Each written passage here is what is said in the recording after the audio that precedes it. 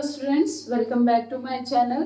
तो I hope आपके board के प्रिपरेशंस काफ़ी अच्छी चल रही हो। अब तो बोर्ड की डेट शीट भी आ गई है, तो यस प्रिपरेशन काफ़ी तेज हो गई होगी। तो हम भी अपनी प्रिपरेशन तेज करेंगे। हमने हेलो एल्केन्स में न्यूक्लियोफिलिक सब्स्टिट्यूशन रिएक्शन काफ़ी डिटेल में पढ़ी। नाउ हेलो एरीन की बात है, लेकिन खुशी की बात यह है कि हेलो एरीन में जो न्यूक्लियोफिलिक सब्स्टिट्यूशन रिएक्शन है वो आपने उतनी डिटेल में नहीं पढ़ना है जितना हेलो एल्केन्स में आप पढ़ चुके हैं।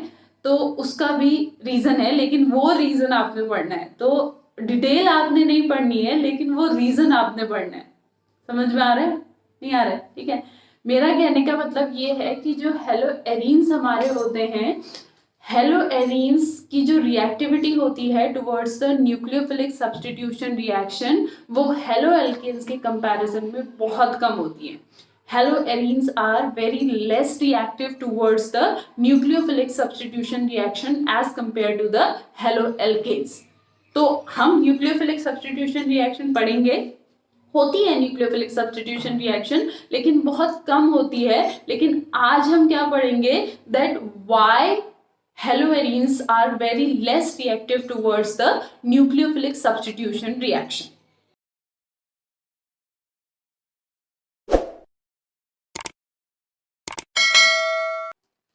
न्यूक्लियोफिलिक सब्स्टिट्यूशन रिएक्शन यानी न्यूक्लियोफाइल आ रहा है। तो न्यूक्लियोफाइल क्या है? Nucleus loving species. ठीक है, न्यूक्लियस लविंग स्पीसीज क्या होगी? जिसके पास इलेक्ट्रॉन ज्यादा होंगे या नेगेटिव चार्ज होगा, वो मेरे न्यूक्लियोफाइल्स होंगे। और क्योंकि सब्स्टिट्यूशन है, तो मतलब वो किसी चीज को एलिमिनेट नहीं कर रहा है, वो किसी की जगह पे आ रहा है। यानी कोई बाहर जाएगा और उसकी जगह पे वो चीज आएगी। ये मेरा न्यूक्लियोफिलिक सब्स्टिट्यूशन रिएक्शन है। ठीक है। अब यहाँ पे क्वेश्चन ये है कि why haloarenes are less reactive towards the nucleophilic substitution reaction। ठीक है, उसके तीन चार रीजंस है। ठीक है, फर्स्ट रीजन जो है वो क्या है हमारा? Resonance effect. Resonance effect. I hope resonating structures 12th में पढ़ने वाले बच्चों को बनाना आता होगा। अगर नहीं बनाना आता है तो यहाँ पे देख लीजिएगा। ठीक है, फर्स्ट है रेजोनेंस इफेक्ट। ठीक है, अब रेजोनेंस इफेक्ट क्यों है, देखिए यहाँ पे ये है मेरा chlorobenzene. This is my chlorobenzene. और हेलोजन में यहाँ पे क्या प्रेजेंट होते हैं? 3 लोन पेयर्स। ठीक है, तो यहाँ पे क्या होता है? ये लोन पेयर बेंजीन रिंग में रोटेट करते। ठीक है, ये लोन पेयर जाएगा यहाँ between Cl and C bond. तो इस कार्बन पे, ठीक है, किस कार्बन पे? मेरे इस कार्बन पे, इस वाले कार्बन पे। इस कार्बन पे ऑलरेडी कितने बॉन्ड है? 4 बॉन्ड है। 1 2 3 4। अब ये Cl ने अपना एक इलेक्ट्रॉन पेयर इसको दिया, तो इस कार्बन पे कितने बॉन्ड हो गए? 5 बॉन्ड। जबकि कार्बन पे 5 बॉन्ड पॉसिबल नहीं है, तो ये अपना एक बॉन्ड तोड़ेगा। और कौन सा बॉन्ड तोड़ेगा? अगर सिग्मा और पाई है तो पहले पाई बॉन्ड टूटेगा। ठीक है, तो यहाँ पे ये बॉन्ड टूटेगा और ये बॉन्ड टूट के इस वाले कार्बन के ऊपर आ जाएगा। ठीक है, यानी कि ये क्या बनेगा? बेंजीन। बेंजीन के ऊपर डबल बॉन्ड Cl। Cl के ऊपर आएगा पॉजिटिव चार्ज। क्यों? क्योंकि इसने अपना लोन पेयर दिया है, तो इस पे पॉजिटिव चार्ज आ जाएगा और यहाँ पे आएगा नेगेटिव चार्ज। तो ओवरऑल देखो, जब मेरे पास ये क्लोरोबेंजीन था, क्लोरोबेंजीन की ओवरऑल जो चार्ज, ओवरऑल चार्ज क्या है? 0, यानी ये न्यूट्रल है।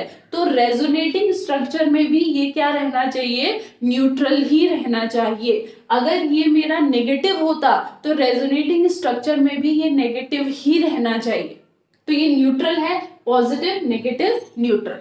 ठीक है, उसके बाद क्या होगा? ये जाएगा यहाँ, यानी यहाँ पे डबल बॉन्ड आएगा, जिससे इस कार्बन के 5 बॉन्ड बन जाएंगे। तो ये वाला टूट के आएगा यहाँ। क्लियर? तो यहाँ पे क्या स्ट्रक्चर बनेगा?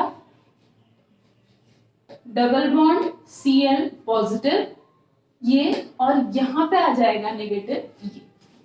अभी भी इसमें जो आपका न्यूट्रलिटी है वो मेंटेन है। ठीक है, नेक्स्ट ये आएगा यहाँ और ये आएगा यहां ये negative double bond Cl positive, ठीक है। एंड फाइनली ये जाएगा यहां, जिससे वापस ये बॉन्ड इसके पास जाएगा, तो ये क्या बन जाएगा मेरा Cl। क्लियर। अब देखिए यहां पे 1 2 3 4 एंड 5 स्ट्रक्चर है, ठीक है। अब फर्स्ट और 5 को छोड़ के अगर मैं सेकंड, थर्ड एंड फोर्थ की बात करूं, तो सेकंड, थर्ड एंड फोर्थ में ये जो CX बॉन्ड है, यानी CCl जो बॉन्ड है, ये पार्शियल डबल बॉन्ड है। पार्शियल क्यों कह रही हूं, क्योंकि ये पूरा डबल बॉन्ड नहीं है, क्योंकि पहले और पांचवें में ये डबल बॉन्ड नहीं है पूरा, ठीक है। पूरा बेंजीन जब हम शो करते हैं तो हम बेंजीन कैसे शो करते हैं, हम बेंजीन ऐसे शो करते हैं ना। क्यों, क्योंकि इसमें जो ये पाई इलेक्ट्रॉन्स होते हैं ये फिक्स नहीं होते हैं, ये रोटेट करते रहते हैं, ठीक है। इसीलिए जो बेंजीन में CC बॉन्ड लेंथ होती है, ना ही वो पूरी तरीके से सिंगल बॉन्ड होते हैं, ना ही वो पूरी तरीके से डबल बॉन्ड होते हैं, वो इन दोनों के बीच का होता है। तो सेम यहाँ पे भी क्या है, इन हेलो एरीन्स में जो CX बॉन्ड होता है, ठीक है, इसमें partial double bond character generate होता है। And partial double bond character generate होने की वजह से इसको तोड़ना थोड़ा सा क्या हो जाता है, difficult as compare to the halo alkanes.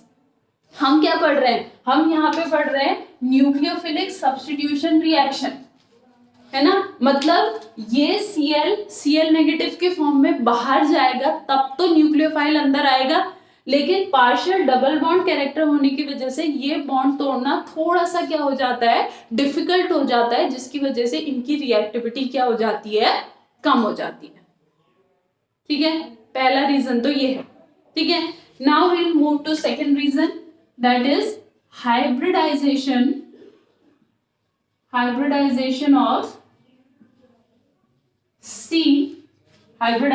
of C of CX bond, ठीक है। हाइब्रिडाइजेशन, कार्बन का हाइब्रिडाइजेशन, लेकिन किस कार्बन का हाइब्रिडाइजेशन, जो कार्बन किसके साथ जुड़ा है, X के साथ जुड़ा है, ठीक है। अब देखो बेटा, ये है मेरा हेलो एरीन, ठीक है। यहीं पे मैं अगर हेलो एल्केन लिखती हूँ CH3Cl, ठीक है। ये जो Cl जिस कार्बन के साथ जुड़ा है, इसका हाइब्रिडाइजेशन है sp3, इसका हाइब्रिडाइजेशन sp3 है। और ये जो कार्बन यहां पे है, इसका हाइब्रिडाइजेशन है sp2, ठीक है। It means in halo alkanes the carbon which is bonded with the halogen is sp3 hybridized, and in haloarine the carbon which is bonded with the halogen is sp2 hybridized, ठीक है। अब sp3 hybridized, sp3 में और sp2 में क्या अंतर होता है, इन sp2 में जो s कैरेक्टर होता है, ठीक है, s कैरेक्टर क्या होता है, यहाँ पे मोर होता है,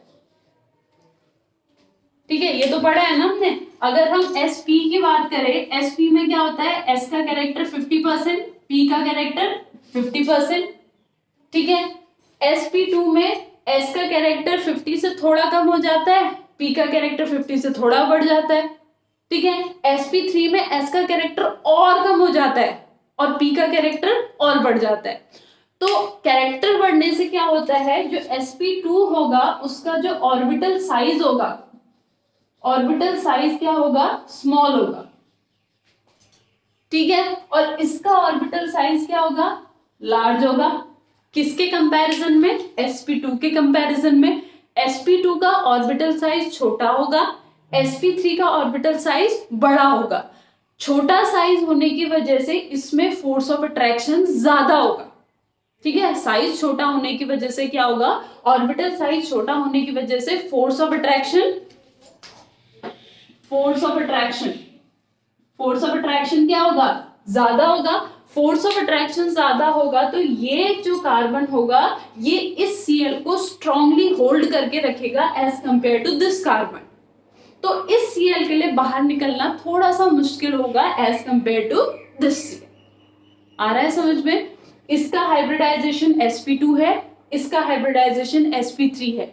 sp2 हाइब्रिडाइजेशन होने की वजह से s कैरेक्टर ज्यादा है, s कैरेक्टर ज्यादा होने की वजह से ऑर्बिटल का साइज छोटा है, ऑर्बिटल का साइज छोटा होने की वजह से फोर्स ऑफ अट्रैक्शन ज्यादा है, तो ये Cl को स्ट्रांगली होल्ड करके रखेगा, जिससे Cl का बाहर निकलना थोड़ा सा टफ हो जाएगा, तो रिएक्टिविटी कम हो जाएगी।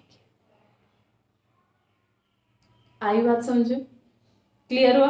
ठीक है, नेक्स्ट थर्ड यहां पे आएगा पोलैरिटी ऑफ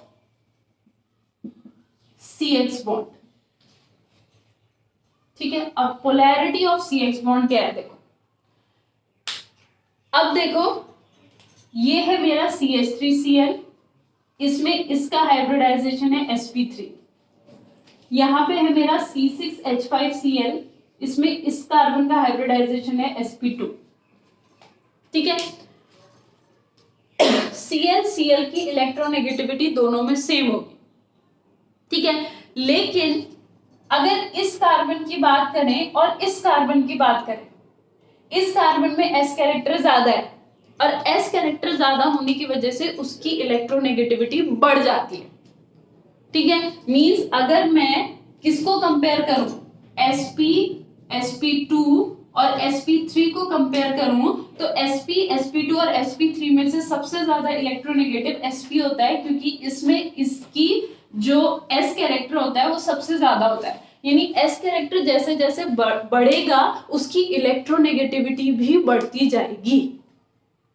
ठीक है, तो sp वाला कार्बन ज्यादा इलेक्ट्रोनेगेटिव होगा एज कंपेयर टू sp2 वाले कार्बन से, और sp2 वाला कार्बन ज्यादा इलेक्ट्रोनेगेटिव होगा एज कंपेयर टू sp3 वाले कार्बन से। ठीक है, तो यहाँ पे क्या है, ये कार्बन sp3 है और ये कार्बन sp2 है, मींस ये वाला कार्बन। तो this carbon is more electronegative than this carbon. अगर ये ज्यादा इलेक्ट्रोनेगेटिव होगा तो क्या होगा, देखो बेटा, आपको मैंने कहा कि एक बार है 2-4, ठीक है, और एक बार है 3-4। 4 सेम है, इसमें जो वैल्यू मैंने चेंज किया वो 2 और 3 है। यहां पे -2 आंसर आएगा, यहां पे -1 आंसर आएगा। ठीक है, यानी माइनस दोनों में आया है। ठीक है, कहने का मतलब क्या है, चाहे sp2 लूं, चाहे sp3 लूं, चाहे sp लूं, उसकी इलेक्ट्रोनेगेटिविटी हेलोजन के कंपैरिजन में तो कम ही रहेगी। हेलोजन ज्यादा इलेक्ट्रोनेगेटिव रहेगा, लेकिन हेलोजन के कंपैरिजन में कितना इलेक्ट्रोनेगेटिव रहेगा ये जरूर डिपेंड करेगा। तो यहाँ पे ये 3 मेरा ये वाला कार्बन है और ये 2 मेरा ये वाला कार्बन है।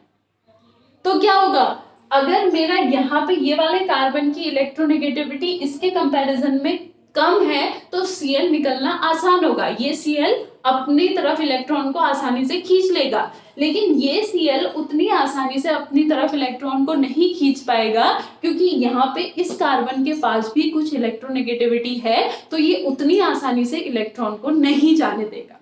यानी ये Cl को Cl नेगेटिव की फॉर्म में आसानी से नहीं निकलने देगा। Clear? So this is the polarity of the CX bond. Clear? Next one is electron repulsion. Electron repulsion, अब देखो यहां पे जो भी न्यूक्लियोफाइल आएगा, मैंने आपसे कहा था न्यूक्लियोफाइल क्या होगा, या तो वो एनायन होगा या इलेक्ट्रॉन रिच होगा। और यहाँ पे जो बेंजीन है, बेंजीन का स्ट्रक्चर हमने पढ़ा है ना, प्लेनर होता है और ऊपर और नीचे पाई बॉन्ड रहते हैं। पाई बॉन्ड का इलेक्ट्रॉन क्लाउड रहता है, यानी ऊपर भी इलेक्ट्रॉन क्लाउड है, नीचे भी इलेक्ट्रॉन क्लाउड है। अब न्यूक्लियोफाइल ने बाहर से आना है। न्यूक्लियोफाइल क्या है, जिसके पास ऑलरेडी इलेक्ट्रॉन ज्यादा है, और यहाँ पे भी ऊपर इलेक्ट्रॉन है, नीचे भी इलेक्ट्रॉन है, बाहर से भी इलेक्ट्रॉन आ रहा है और यहाँ पे भी इलेक्ट्रॉन है। मतलब एक तरीके से क्या सोच रहा आप, नॉर्थ पोल से टकरा रहा है, तो क्या दोनों अट्रैक्ट होंगे? नहीं। इलेक्ट्रॉन इलेक्ट्रॉन से टकरा रहा है, तो क्या वो अट्रैक्ट होंगे? नहीं, वो एक दूसरे को क्या करेंगे, रिपल। तो जो बेंजीन है यानी हेलो एरीन का जो इलेक्ट्रॉन क्लाउड है वो क्या करेगा, न्यूक्लियोफाइल को रिपेल करेगा, न्यूक्लियोफाइल को कहेगा तू मत आ यहाँ, न्यूक्लियोफाइल को नहीं आने देगा, and that is electronic repulsion. तो ये 4 वो रीजन है, जिन 4 रीजन की वजह से जो हेलो एरीन्स होते हैं they are less reactive towards the nucleophilic substitution reaction. तो न्यूक्लियोफिलिक सब्स्टिट्यूशन रिएक्शन होगी, यस, वो हम पढ़ेंगे कि कौन कौन सी होती है, लेकिन बहुत कम होगी as compare to halo alkanes. क्यों कम होगी, ये 4 उसके रीजन है। आई होप आपको क्लियर हुआ हो, and if you have any doubt then please let me know. Thank you very much.